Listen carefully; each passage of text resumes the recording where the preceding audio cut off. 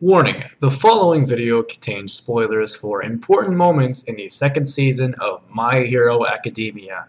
For the best experience, please watch this video when you have caught up to episode 13 of season 2. Please enjoy. Hello everybody, I am TheMKninja, and I'm here to talk about My Hero Academia because we're halfway through season 2. And I wanted to give my thoughts on this season so far, since I really enjoyed the first season. And in my opinion, My Hero Academia is shaping up to be one of the next big anime, kind of like Naruto, Bleach, Dragon Ball Z, One Piece, and Fairy Tail before it. I would say shonen, but I feel like that's a bit too specific and doesn't necessarily fit, since I feel like these shows resonate with more than just a teenage audience. I'd say big anime, since it's kind of... what's the correct word? Thinking of the correct word, it'll come to me. Broad, there we go. Got it. It's also really cool because we're getting the sub and the dub on the exact same day. And this season is going to be 25 episodes, contrary to the 13 episodes of the last season. If I'm incorrect on that number, please go ahead and correct me in the comments below, but don't be a dick about it. So enough of this build-up talk, time to talk about the specifics for this season, and what I liked, and mostly just what I liked. I didn't really dislike anything.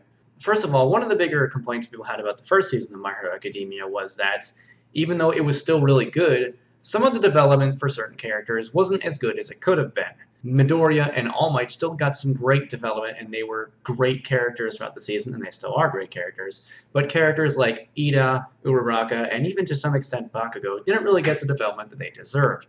Uraraka especially kind of got shelved to the side after a bit. She didn't really get much attention when all the other characters got more attention, and that was a shame. I really liked her character.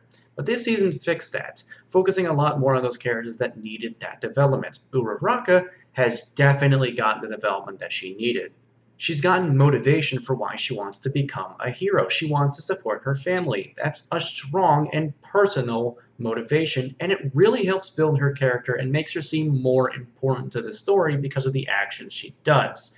She isn't just a character that's there. She's important to the characters around her and important to the story that happens. And her fight with Bakugo was actually a pretty great moment for both of their characters to get some development, because Uraraka is shown to have plenty of drive as she fights to the fullest extent of her power, and Bakugo actually kind of respects her power. I know normally he's a very hot-headed, violent, and just aggressive character, but he also does have respect for people. He respects people with power, and he goes so hard on Uraraka because he knows that she's a threat. So he attacks her with all his might, which is pretty great for both of their characters to develop, and that fight was a lot more intense than it had any right to be. It was pretty awesome. Ida was also pretty great. He definitely got to show more of his drive, and one of the more powerful moments that he had was when he rejected Midoriya's offer to team up in the second round.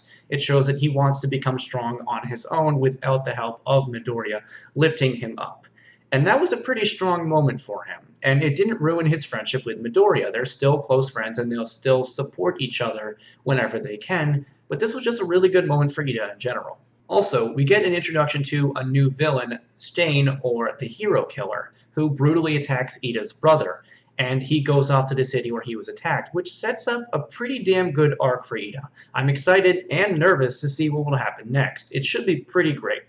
And one of the biggest, most enjoyable surprises for me was just how great of a character Shoto Todoroki turned out to be. In the first season, he was just kind of like a tough character I didn't really pay any mind to, but in the second season, they definitely put focus on this guy. They showed the troubles that he's been through in his past with his family, and it's very intriguing and depressing at the same time. And through that, I thought that he would become kind of like a Sasuke-esque character, have a troubled past, but turn out to just be an asshole character. But no, he's a likable character.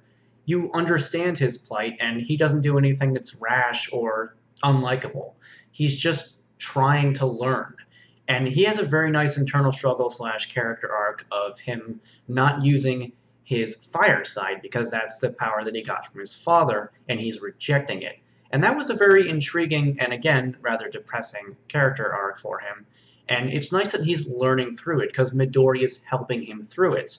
Even though he's still going through it, he's progressed because of it. He's learning that this power is his own, not his father's. And I think it's really cool how Midoriya is the one who's helping him through it, because Todoroki's father, Endeavor, is a rival to All Might, so it makes sense that their next in line would be helping each other instead of fighting. It's actually a really cool connection. And while we're on that subject, let's talk about the Midoriya vs. Todoroki fight, because holy shit, episode 10 is fantastic.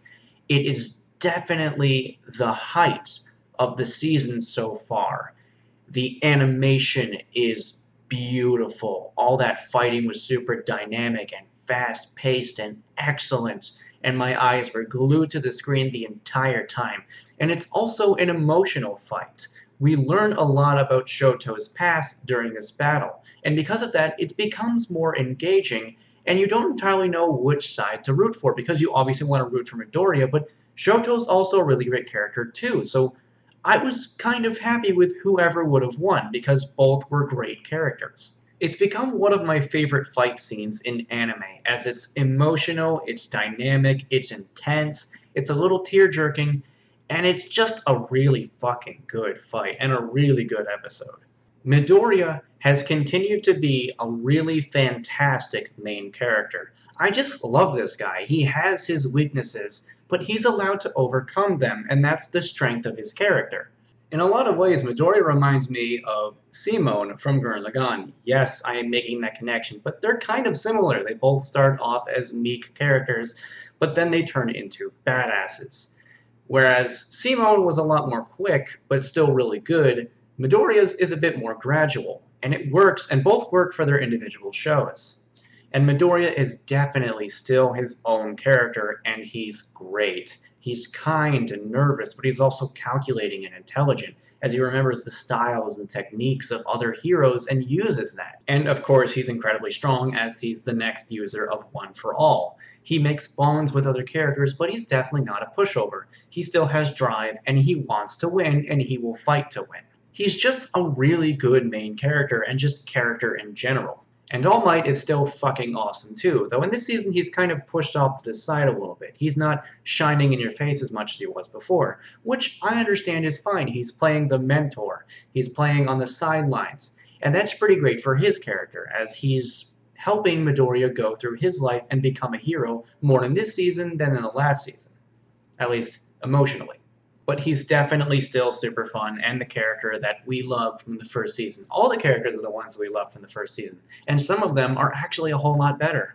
And Season 2 so far is setting up some pretty great stuff, as we see Stain the hero killer just looking like a potentially really cool villain. And we also see the villains from the first season who got away recruiting him.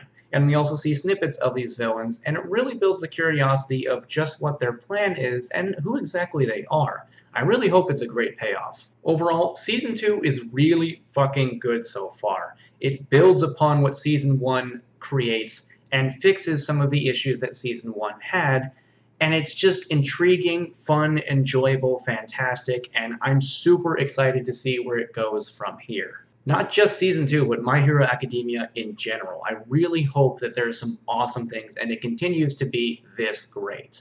I'm not going to give it a grade yet, since we're only halfway through Season 2, so I really hope you guys enjoyed this video, and please tell me your thoughts on the season so far. I hope you enjoyed it as much as I did, and if you didn't, please tell me why. But anyway, if you guys enjoyed this video, please go ahead and make sure to rate, comment, and subscribe. Check out my other videos. Also make sure to check out my supporters, all that great stuff, and I will see you guys next time. Peace out.